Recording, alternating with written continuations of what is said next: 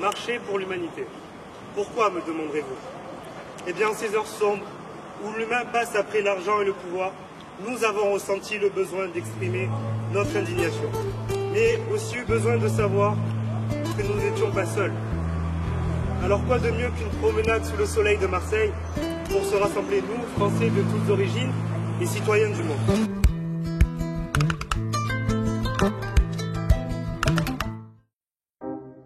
Une marche pour affirmer notre discernement, notre liberté. À l'heure où les combats pour l'émancipation de nations sont bafoués par des massacres gratuits de l'être humain, justifiés d'intérêts politiques ou d'une dimension religieuse erronée, cette maxime venue d'ailleurs nous renseigne sur les faits. La vérité est un miroir tombé de la main de Dieu qui s'est brisé.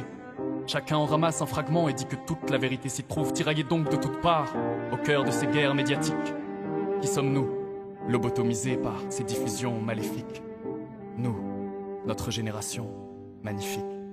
Prenons le temps de marcher silencieusement, afin de rendre hommage aux femmes, aux enfants et aux hommes dont la vie a été volée injustement par cette folie démesurée, qui pourtant ne devrait, à l'heure d'un monde connecté, ne plus être aujourd'hui. Les erreurs du passé sont dans nos esprits, elles nous répugnent, nous les connaissons et nous ne voulons les revivre. Puisque personne ne souhaite le faire, nous marchons pour l'humanité et demander pardon à la fois. Mais quand la foi reste seul espoir, pourquoi donc s'obstiner à vouloir broyer du noir aujourd'hui? Une marche, un départ, pas de drapeau, de dogme ou de parti, l'objectivité seule de la liberté et du respect d'autrui. Cette marche embrasse la patrie de la reine de Zénobie, dans laquelle le jasmin côtoie l'eau de rose où Coran et Bible sont voisins depuis toujours.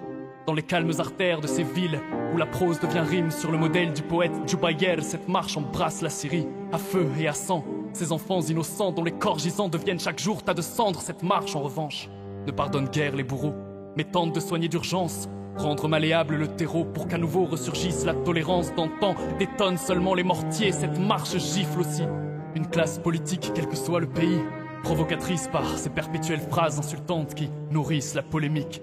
Mais la polémique nourrit le peuple, alors nous sommes en grève de la faim. Nous refusons les amalgames, nous refusons la haine viscérale créée en ces périodes électorales. Regardez-nous, beaux, jeunes et instruits. Non, l'islam n'est pas polygamie ni viande halal, ce serait plutôt douceur des actes, des paroles et sérénité de l'âme. Et puis d'abord, qu'importe la religion, en quoi l'intimité de chacun doit-elle interférer pour orienter de petits bulletins?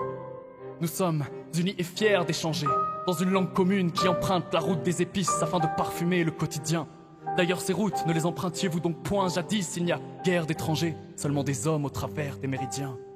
Cette marche est un hommage à l'humanité, car l'impuissance nous ronge. Que faire quand passivement nous subissons les coups de ces acouphènes qui martèlent notre conscience? Car nous arrivons à ce stade où même notre intellect ne peut rien faire.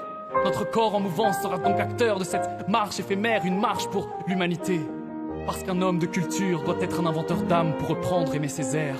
Parce qu'un être sans culture ressemble à un zèbre sans rayures. Si ces dix notables prétendent que les civilisations ne se valent par la pensée réductrice d'un seul coup de tam-tam, pourquoi donc les écrits des traditions Peul, Maasai et Bambara nous enseignent référence éthique, paix et savoir-vivre durable? Nous ne comprenons pas.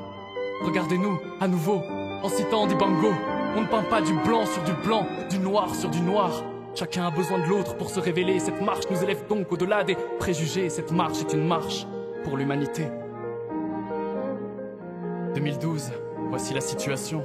Pendant que Douce France se tracasse sur les chaînes publiques, en Afghanistan, un djihad pète un câble et massacre 16 civils. 50 femmes et enfants sont égorgés dans les rues de Homs et les articles s'entassent dans les rubriques du Nouvel Obs. Plus besoin de voyager.